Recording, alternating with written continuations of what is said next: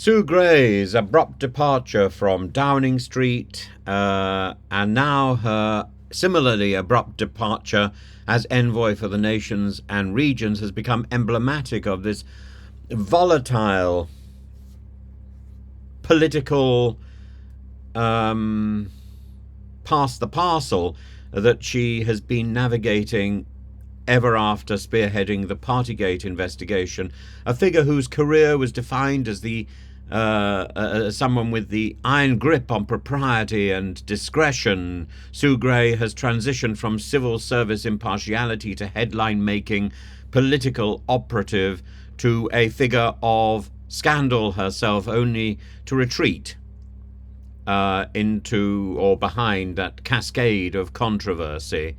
Having been the linchpin behind the scathing 2022 report that catalysed Boris Johnson's political decline, Gray's reputation has been both formidable and polarising.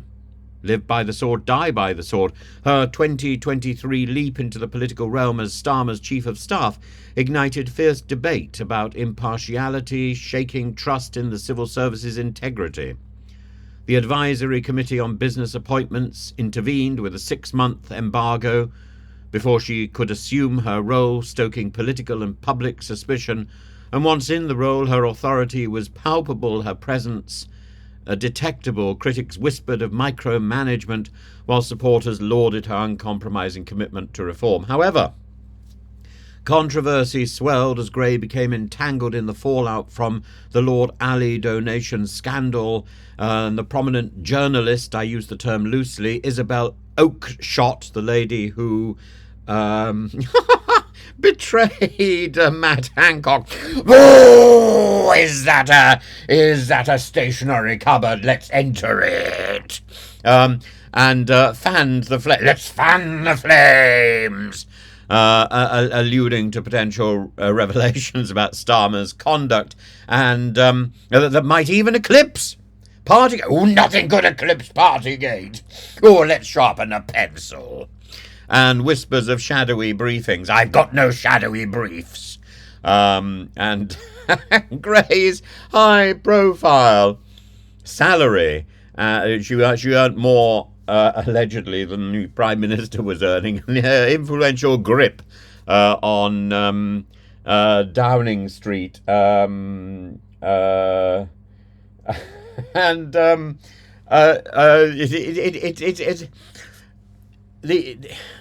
It fueled resentment among her detractors, and Isabel Oakeshott, I think, couldn't have had enough. Ultimately, Gray stepped down, citing the risk of becoming a distraction.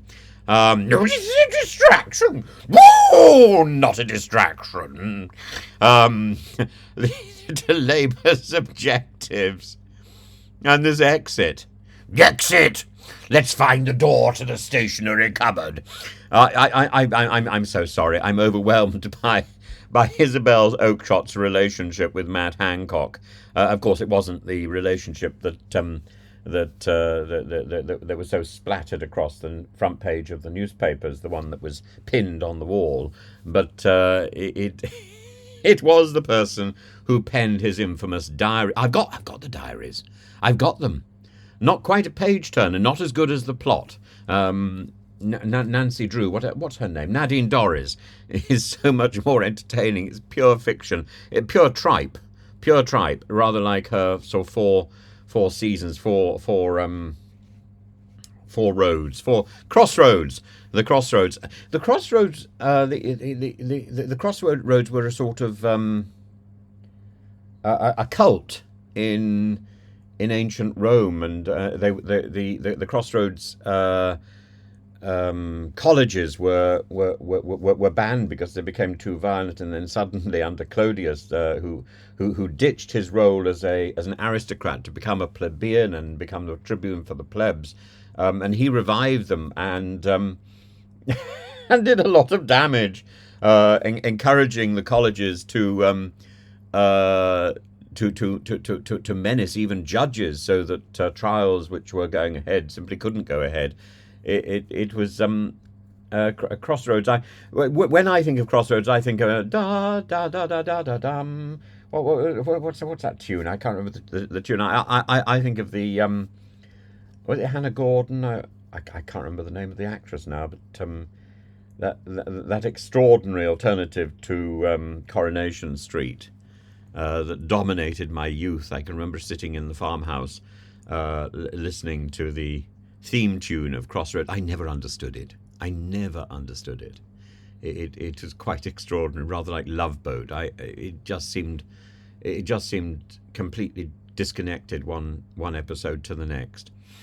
Anyway, Grace stepped down, and her future, while obscured by intrigue, I think has now got one direction. It's going to see her recede from direct political machination, pivoting to advisory roles, probably. I'm sure there's a little sinecure waiting for her, where her expertise can still inform but not overshadow. And Starmer's reshuffling, bringing in Morgan McSweeney and bolstering his team with seasoned operatives, signals a recalibration aimed at mitigating Gray's legacy, reaffirming Labour's injured, fractured focus. Yet Gray's shadow lingers, not least in her son, serving as a potent reminder of how proximity to power, for even the most disciplined, can lead to a fall from grace. And her career, storied with influence and punctuated by polarizing decisions, continues to invite speculation about what her next chapter will reveal. Will she write a memoir? That would be jolly, wouldn't it? A quiet counsel behind closed doors, or a page-turner like something from Nadine Dorries or even Boris Johnson. Unleashed, unwrapped, unopened, or perhaps a pivot into an entirely different sphere of public service. She could single-handedly revive the tradition of delivering milk to the doorstep. Wouldn't that be lovely?